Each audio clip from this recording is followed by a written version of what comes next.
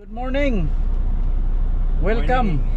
Si Aaron ang bago kong kasama. Dati si Aaron ay nagtanong lang sa akin, no? Kuya, paano ba maging truck driver? Siya po ay subscriber ko. Nakita niya yung mga videos ko nung time na ako ay nag-schooling pa. Nagtanong nga siya. Sinabihan ko na magkuan ka lang, pumasok ka sa school, sa may parang tinatawag na MELT program, MELT, Mandatory Entry Level Training Program. Kaya pumasok siya. After how many months, nag-text siya sa akin ulit na sabi niya, Kuya, pumasa na po ako, may license na po ako. Ayos ah. Ngayon, sabi niya, pwede mo akong tulungan. Eh syempre, tulungan tayo, no? Ni-refer ko siya sa company namin. Ngayon, nagte-training na siya. Ilang months ka na pa? 6 weeks. 6 weeks. Ang training namin is 13 weeks, diba? 13 weeks lang. 13 weeks. So pwedeng shorter than that or pwede more than. Ako po 8 weeks lang na kumpleto ko yung 13 weeks. So nagkataon na pareho kami ng load. Nandito kami sa Kenora sa Canadian Tire. Galing ng Mississauga na distribution center ng Canadian Tire. Pareho kami ng load papunta dito. Dahil nga may storm ngayon, may blizzard, hindi kami safe mag-drive, so mag-proceed. So kaya standby lang muna kami dito. So Aaron, bakit truck driving? Sa truck driving na interested ko na ang nanonood ako ng mga vlogs, mga ganun. Tapos ayoko nang tawag dito yung parang magtrabaho ka with someone. Yung may kasama ka? Gusto ko magtrabaho solo. Yung Kasi diskarte mo lahat. ang yung mahirap sa yung may kasama ka, hindi naman natin maiwasan na may mga kasama kang tamad, yung mga sip-sip, no? Pag sa panahon ng meeting, mga magagaling magsalita pag nandyan ang mga boss. Pero sa actual trabaho na, walang ginagawa, tamad ng tamad. So nakakasira po ng araw natin. Tapos at the end of the year, yung mga parang performance review na, sila pa ang magagandang mga anong tawag nun, assessment. Sila pa ang may mga sweldo na mas malaki ang dagdag. At least sa tracking, ikaw lang mag-work, ikaw lang mag-isa, drive, tapos bibigyan ka lang ng kung saan ka maglo-load, mag-unload. Katulad sa sinabi ni Pinoy Tracker na ang intindihin lang natin is pag pick up sa load, ihatid mo ang load, yun, tapos ikaw lang mag-isa. Ikaw ang magbuot ba? Ikaw lang yung diskarte lahat. Kung may problema, diskartehan mo na lang. So ikaw na lang yung paigo. So kung ihinto ka, kakain ka, uutot ka. Magkano ang binayad mo sa school? Magkano? 9,000. Binayaran mo ng cash? Oo, 9,000. Pero na-approve ako nung SC program, secondary career. So parang government grant. Government grant. Na-approve ako noon. Tapos bago ka ma-approve, may dalawang choice ka lang. Either ma-lay off ka sa work or yung work mo is naghahanap ng easy driver. So na-lay off ka or nagpa-lay off kami. Timing nun sa work, nag-lay off sila ng tao. So nililay off nila yung mga seniority lang. Ako bago pa lang ako doon, mga ilang months pa lang. So sabi nung misis ko, magpa-lay off tayo. Sige, volunteer. So parang, sir, i-lay off ko. Sir, pa-lay off kami. Ayos. So na-lay off kami, dalawa ng misis ko. Tapos yun, timing talaga, nag-a-apply din ako ng SC program. So na-approve nung time na yun. Maganda. Smart move. Nagpa-lay off po siya, nag-voluntary na tanggalin niyo ako, i-lay off para ma-qualify siya sa government grant. Ako kasi, hindi ako na-qualify kasi yung time na yon, may trabaho ako full time sa Nike, tapos okay naman yung kita ko doon. Hindi ako nag-qualify sa government grant, kaya nabayaran ko yung tuition ko. Pareho din, mga 9,000. Binayaran ko ng cash. Hindi ko ini-credit kasi ang credit, ang mahal ng interest. So kung may interest, mamahal pa. Nandito na siya ngayon, nag-training. Pang ilang weeks? Yun nga, 6 weeks. 6 weeks. Nag-umpisa ka sa yard. Ilang weeks sa yard? 3 weeks doon, tapos 3 weeks 2 weeks after dito sa city route. Tapos 1 week. Tapos 1 week dito. Kay Jan. First week mo ngayon First week kay Jan. kay Sir Jan. Si Sir Jan, siya rin yung isa sa mga highway trainer ko. Siya ang huli kong trainer. Siya ang nagpakawala sa akin. Kasi nag-spend lang ako sa kanya ng 2 weeks. Ang sinabi ko sa kanya dati na, "Sir, I want to be with you for 4 weeks." Pero after 2 weeks, pinakawalan niya ako. Sabi niya, "I don't wanna see your face anymore, Marlon. Just drive solo." So biniro niya ako. Kasi depende yan sa assessment nila. So mga instructor, ina-assess kami sa every phase ng training namin, yung sa city routes, sa yard work, sa highway.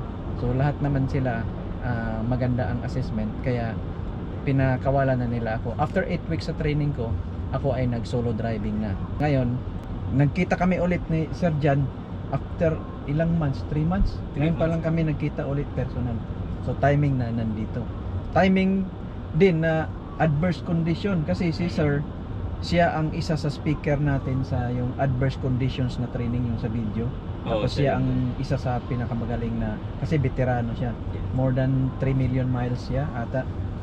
Tapos yun, hindi pa ako nag adverse conditions training, pero tinanong ko na lang kanina. Kasi sabi ng mga kabatch ko o yung mga nagsunod sa akin na tapos na sila nag-training. Ako kasi hindi pa ako na-training kasi palagi ako nasa US. Out ako 2 weeks. Kaya ang hirap ng schedule ko makapunta sa terminal. Kaya ngayon tinanong ko na lang siya. Nandito na yung speaker live. Live pa. Oo, yun. Hindi, tsaka yung sabi nila pag sa mga ganitong condition, lalo na ngayon mag-snowstorm. So sabi nila, ano lang, slow down. Kung hindi mo talaga feel mag-drive, pwede ka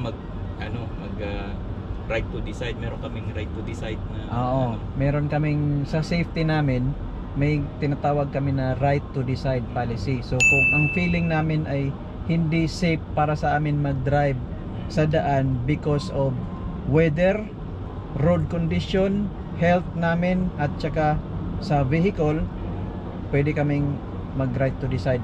I-exercise namin, sabihin namin ayaw namin mag-drive, right to decide kami, no questions asked yan. Sabihin nila, okay, be safe, let us know when you are ready to drive again. So yun lang, maganda, right to decide.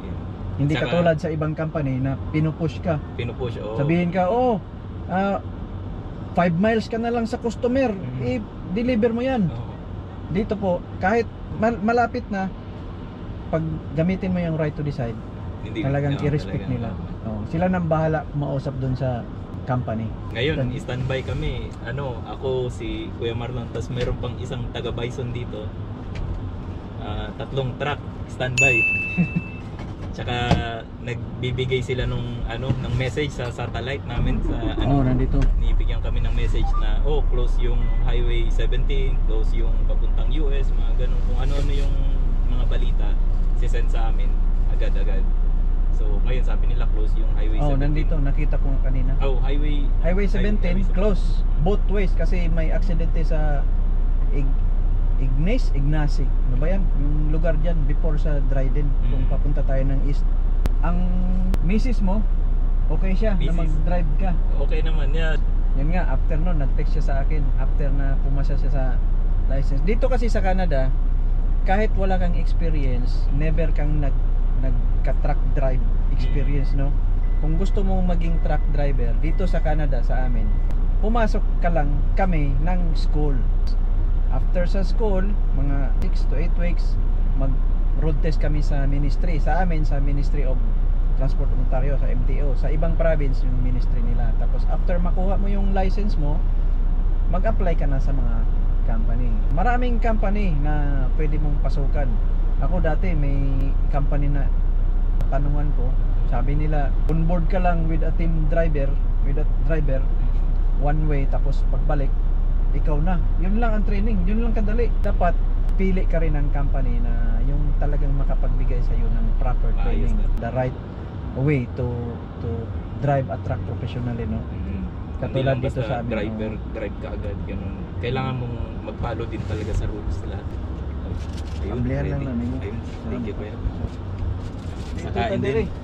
Kanina mo gamiton, microwavable nga plato. Lito tayo dito, ang kulang dito, CR. Kahit tawag ka lang, tanungin mo ako. Except math, huwag kang tanong ng math. Mahirapan tayo dyan.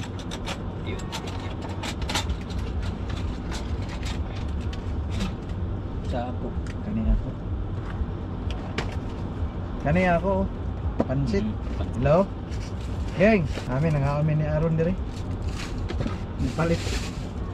Kay lagi ang iyang geng Mr. Noodles kay noodles man tanan iyang baon. Ayun ko nga dako bag space sa inyong fridge. Ito nga mo kita sa aming fridge. Kay Mr. Noodles lagi, noodles sa tanan. May kay kaon ko ano, laing putahe. Girag na tayo po ng sigirag noodles. Food saver. Oh, food saver. Yun daw, maganda daw yun. Makuha lang siya 100 plus. Pero military ko muna.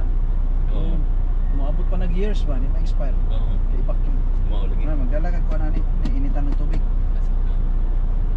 Ay mong rice cooker. Pwede rin ani kada ko. Ano yun? Kuha na ni siya 1.5 cups. Mga usa ka adlaw ni mga Kaon. automatic mapalong mangod ni siya.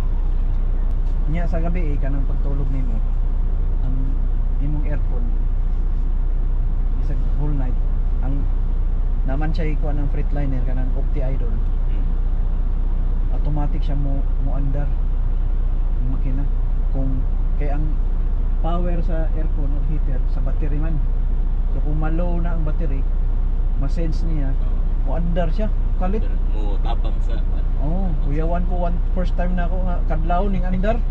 Kay Like na umumo. Ya mo palong na pod. Ang uban man god kung wala na nga feature, mo na sa truck stop. Imong katapad the whole night mag-andar ilang makina para na heater aircon. First time ko na nakasakay ng truck. Talaga sabi ko ba. Ang klase kasi. Ang taas mo. Hantod karon, Kita mo lahat. hantod karon di gyapon ko katuo nga mag-drive ko kanang every time mo naog ko. Tanaw ko sa truck.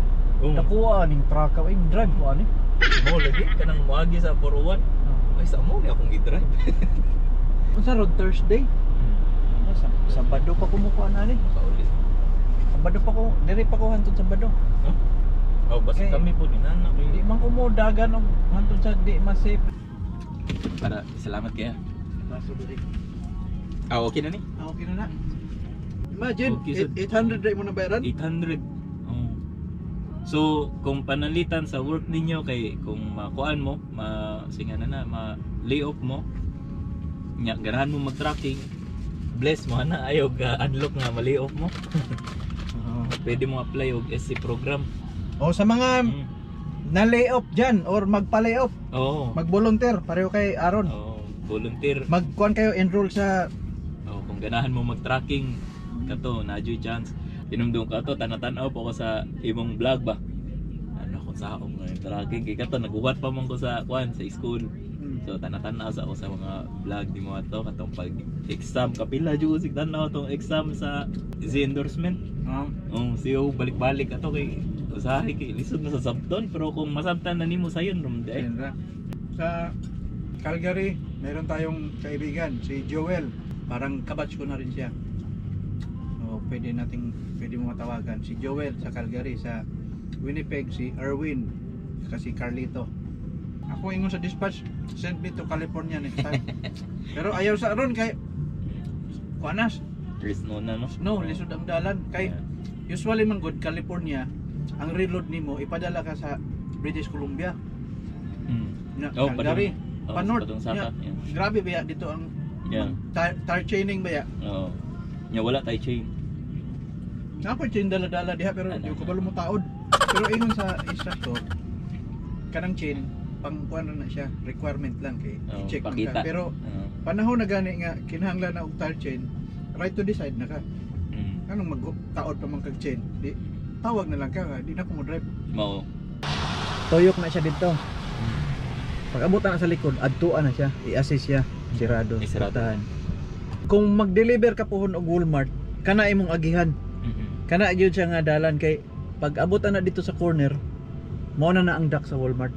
Ano kay idea? So maka-deliver man jud ka na. Suki hindi. Walmart kinur. Kanay suki. Tanan Walmart, suki na to. So ingon may niya ganina every week na atay delivery diha upat ka trailer. Ang style dire, magdala kag loaded, i-drop nimo ang loaded, kuhaon nimo na may empty diha. Permi na empty diha. Kay ang unloading nila dugay man mahuman, dili man live unload kay wala man sila ipalita kanang karga nila tanan, i-maximize nila o mano-mano. So mo nang drop ang atong trailer diha. So kadiyo tra jud kayo kay i-drop ra nya kuha Oh, kag trailer. hawa na uday ka. Nana oh.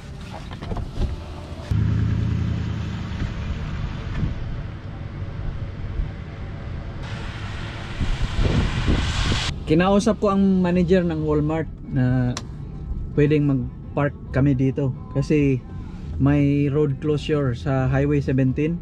So emergency kasi. Sabi nila okay lang kami mag-park dito as long as kung may snowplow papaalisin kami, aalis kami para ma-flow tapos iikot lang kami para park ulit. Na siya nga ato ng istorya manager. Amo ni ang kuan. Ang Atlas. Atlas Map 2021. Nag-check Para kung kinahanglan ka mo check sa kuan mapa per state na ana diha. Tirjan ang kuan ako ana. Ngita mi. Nagtudlo. Dito namon ang napalit sa Iowa 80, largest truck stop in the world. Ya, kaning. Mo ni ako ingon nimo nga paliton nimo sa Staples ani maklaro na ni. Naka kuha na siya per ka ng kwarto-kwarto. So mo ni akong gibuhat kani kung ato kag US, Ace og Pops, balik kag Canada, Canada. kanya ako na nagilibilan. ECI og ECI. og Pops, Pars.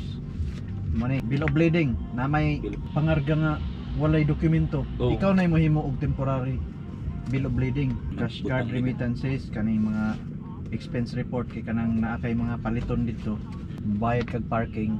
Pagbalik nimo sa terminal himo magag expense report para ma-refundan ka. Staple para ma-organize ka.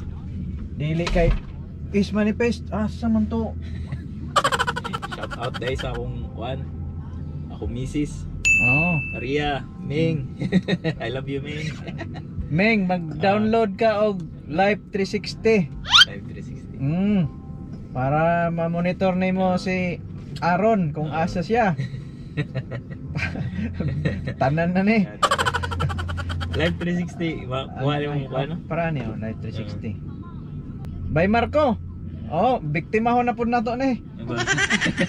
Ako, na ako diri oh. Na kinura. Oh, Mrs. Oh, Live 360. Oh. Para ma-monitor nimo si Aaron asa na siya. Oo. Downloadan ni Love niya. Kuha, shout out po sa kong anak. 4 months old, si Baby Eunice. Oy. Kuha, good Gimingaw girl na ka ka to. diha. Ayaw sige pabadlong ni Mami. Gimingaw na ka to.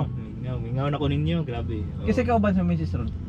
Akong kuan, mama og duha na ko kay so. May ha. Ka-support Mahuman lang nimo ni Mahuman ko kani nga last phase kay Oo.